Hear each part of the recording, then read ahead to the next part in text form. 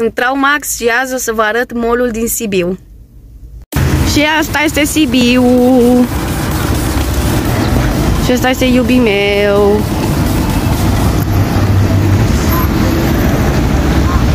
Asta e blocul cel mai mare din Sibiu, are 17 etaje.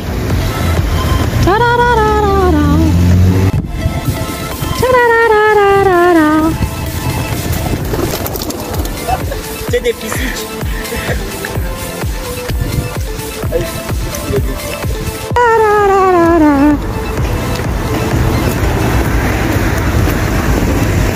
Lidl-ul, cele mai bune prețuri.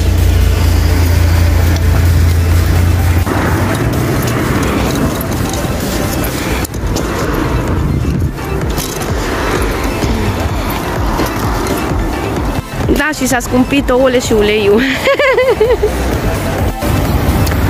Uite munții! La la la la la la la, ce frumos!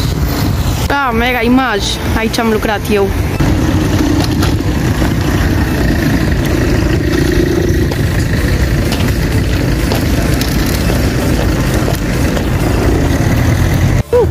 Și blocurile care vedeți în spatele meu s-au făcut într-un an jumate, doar. De când am început să lucrez la Mega Image nu erau blocurile astea. Acum 2 ani.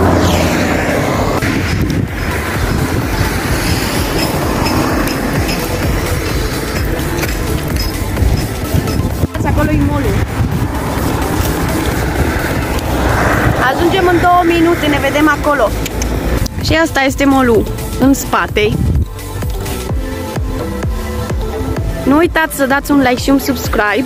Mai există un mall în Sibiu foarte mare, se cheamă Promenada. Dacă vreți să mergem acolo, dați un like și un subscribe. M-am decolorat, vă place? Am 3-4 sesiuni să mai fac ca să mă fac blondă.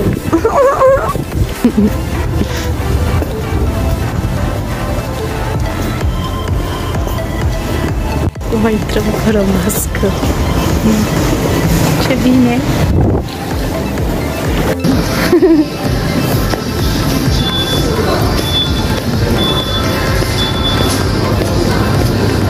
Gata în mall!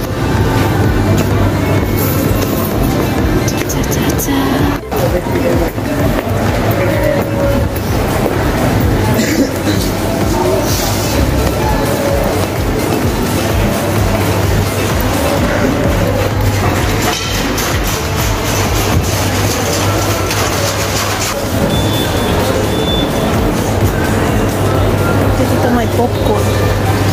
Nham, nham, nham.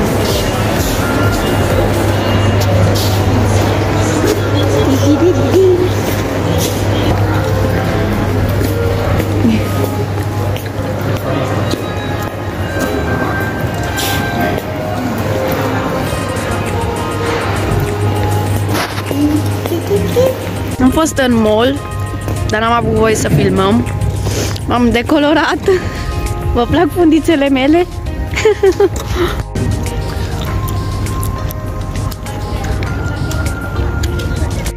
Zici că sunt cheală, dar mai am de lucrat să mă fac blondă. Am ieșit din Merlin, ne întoarcem înapoi în mall să luăm oase de câini. Oase pentru câini, nu de câini. Ne încălzim și noi haleala. Aoleu! Atât cu ziua de azi, cu mini vlogul de azi, fraților. Dați un like, un subscribe și un coment.